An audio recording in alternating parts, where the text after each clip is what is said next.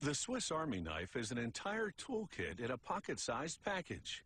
This little multi-tool actually dates back to 1891 with the original Swiss soldier's knife.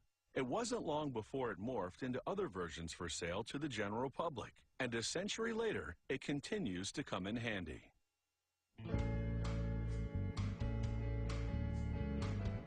Lost in the wilderness? Or are you a serious multitasker? Either way, a Swiss Army knife has tools to help you cope. Production starts with this big coil of stainless steel. Equipment pulls the steel between a press and a die. The press forces the steel against the die to punch out blade shapes. It also forms the finger groove for pulling the blade out of the handle.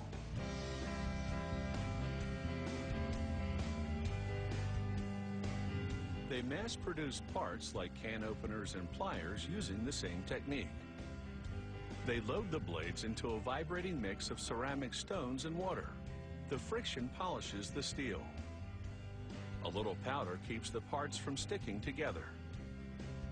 After several hours, they activate a powerful magnet to extract the parts from the vibrating mass. The process has smoothed the blades significantly, but the metal is weak and dull.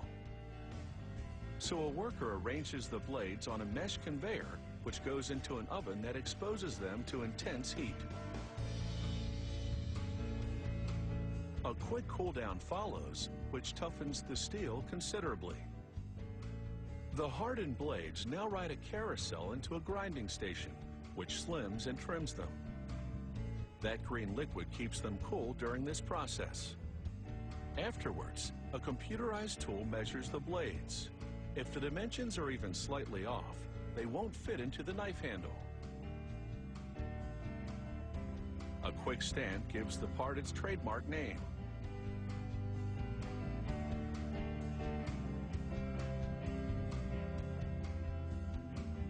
To build the Swiss Army knife, they slide everything onto brass rivets, beginning with an aluminum spacer.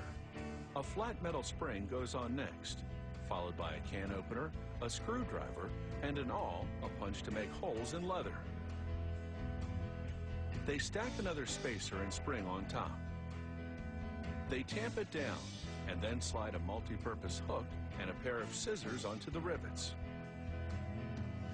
Another divider, another spring, and then they add a wood saw to this multi-tool sandwich, because you never know when you might need one. They press fit the main blade, a corkscrew, and a smaller blade onto the assembly. One final spacer, and then they secure the rivets with attachments called bushings. Incredibly, they've packed 9 tools into a bundle that's just under an inch thick. They chop off the tops of the rivets to make them flush with the bushings, and then this spinning tool flattens them. The result is a multi-pronged tool that's virtually impossible to pull apart. The blade on the Swiss Army knife is thin compared to other pocket knives to allow it to fit into the casing. They grind the cutting edge to angle it at just under 15 degrees. This makes it razor sharp, ensuring there won't be many dull moments in this blade's lifetime. They measure the angled edge with a laser to verify that it's on the mark. And now it's time for the handle. It comes in 2 parts. They sandwich the tool bundle between them and press everything together. This embeds the bushings in the handle's holes for a tight installation. Amazingly, there's still space in this Swiss Army knife for a set of tweezers and a toothpick.